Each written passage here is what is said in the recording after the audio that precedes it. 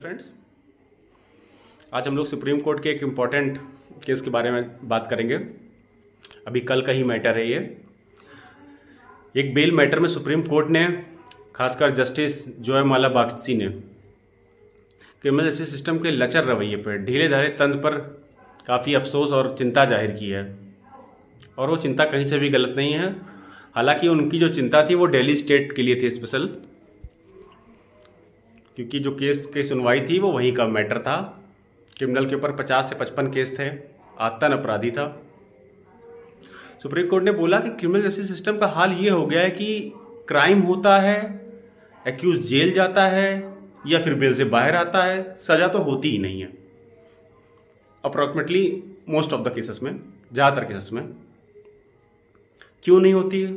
Supreme court ने बोला public prosecutor यानी सरकारी वकीलों की घोर कमी होना, उनका टाइमली अपॉइंटमेंट ना होना, जिसकी वजह से जो लिमिटेड पब्लिक प्रोसिक्यूटर होते हैं उनके ऊपर काफ़ी लोड होता है, वर्क फाइल ज़्यादा होती हैं, तो ऐसे में डे टू डे बेसिस पे सुनवाई हो नहीं सकती। तो जाहिर सी बात है डिले होगा।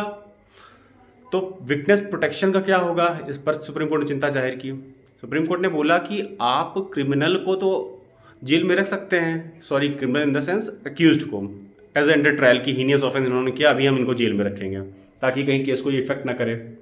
लेकिन आप विटनेस तो कैसे प्रोटेक्ट करेंगे, वो तो सोसाइटी में ही रहेगा। और सुप्रीम कोर्ट ने बोला विटनेस का ही की रोल है क्रिमिनल जस्टिस सिस्टम में न्याय को डिलीवर करने में, वो आंख और कान काम करता है। सुप्रीम कोर्ट ने बोला कि दिल्ली जैसे मेट्रोपॉलिटन सिटी का यह स्थिति हो गया कि ब्रॉड डे लाइट में मर्डर होता है due to lack of evidence and witnesses and prolong criminal trial, delay in the criminal trial, वो बाद में आरोपी छूट जाता है। तो सुप्रीम कोर्ट ने केंद्र सरकार को और दिल्ली की राज्य सरकार को दोबारा चेताया है कि वो हार्डकोर क्रिमिनल केसेस में फास्ट ट्रैक कोर्ट का गठन करे, टाइमली पब्लिक प्रोसिक्यूटर का रिक्रूटमेंट करे, ताकि जो लोगों का न्याय प्रक्रिया पालिका से विश्वास है वो कहीं ना भंग हो जाए। अगर सोसाइटी में अपराध होंगे और अपराधियों को सजा ना होके वो सालों साल डिले के बाद छूट जाएंगे, तब तो स्टेट में एनार्की आ जाएगी। एनार्की बोले तो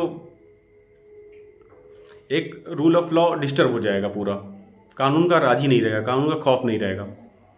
तो बस मैं यहाँ से यही शेयर करना चाह रहा था। और वो चिंता सुप्रीम कोर्ट की केवल दिल्ली स्टेट के लिए नहीं थी, वो पूरे इंडिया का ही हाल है।